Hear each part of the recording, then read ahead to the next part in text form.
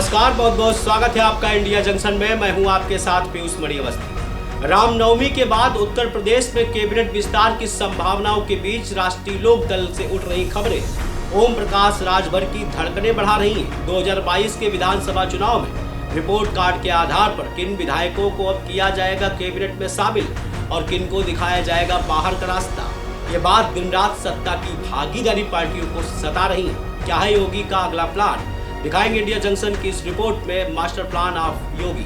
रामनवमी का त्यौहार खत्म हो गया। ऐसे में भारतीय जनता पार्टी की उत्तर प्रदेश में योगी सरकार के अंदर कैबिनेट विस्तार को लेकर अब निश्चित तौर पर संभावनाओं को बल भी मिलेगा। उधर वक्फ संशोधन बिल को लेकर सियासत भी तेज हो चली थी, तो वैसे में मुस्लिम ट्रम्प कार्ड खेलने के लिए अब योगी सरकार को कौन सा फरमान मोदी सरकार की तरफ से आ गया है। आखिरकार मोदी की किस कार्यप्रणाली को अब योगी अक्षरशः पालन करने के लिए आगे बढ़ेंगे और जयंत चौधरी को कौन सा रिवार्ड मिलने वाला है और जयंत चौधरी की पार्टी के किस मुस्लिम विधायक को सरकार में मंत्री बनाए जाने की संभावनाएं अब तेज हो चली हैं। जाट समुदाय को लेकर बीजेपी 2027 के विधानसभा चुनाव में अब कौन सा नया पैतरा खेलने वाली है। लेकिन उससे पहले ये भी जान लीजिए कि राष्ट्रीय लोकदल आरएलडी ने योगी सरकार में एक और मंत्री पद की मांग रख डाली है। पार्टी प्रमुख जयंत चौधरी के नेतृत्व में आरएलडी ने मंत्रिमंडल विस्तार से पहले सरकार से ये नई मांग की है। वर्तमान में आरएलडी से अनिल कुमार मंत्री पद पर हैं, लेकिन पार्टी का कहना है कि गठबंधन के तहत उन्हें और प्रतिनिधित्व मिलना चाहिए। पिछले दिनों से चल रही कुछ संभावनाओं के बीच बीजेपी के नए प्रदेश अध्यक्ष की नियुक्ति के साथ ही कैबिनेट विस्तार की चर्चाएं भी तेज हो गई हैं। ऐसे में आरएलडी समय रहते अपनी दावेदारी पहले ही पेश कर चुकी है। पार्टी ने दावा किया है कि मंत्रिमंडल विस्तार के दौरान उन्हें एक और मंत्री का पद दिया जाना चाहिए। तो वहीं अब भारतीय जनता पार्टी भी उत्तर प्रदेश में चाहती है कि उसके सहयोगी दलों के बीच संतुलन बनाए रखने के प्रयास मजबूती के साथ सार्थक मुकाम तक पहुंचे।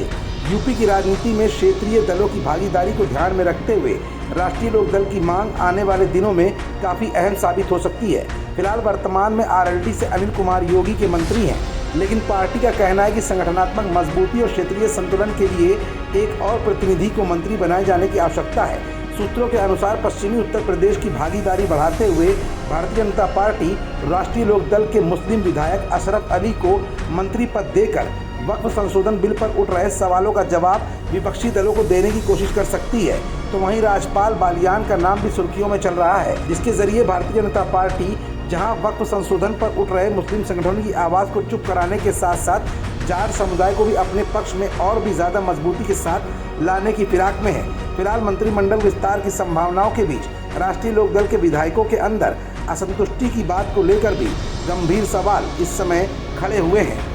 खबरों से जुड़े रहने के लिए सब्सक्राइब करें हमारा चैनल इंडिया जंक्शन।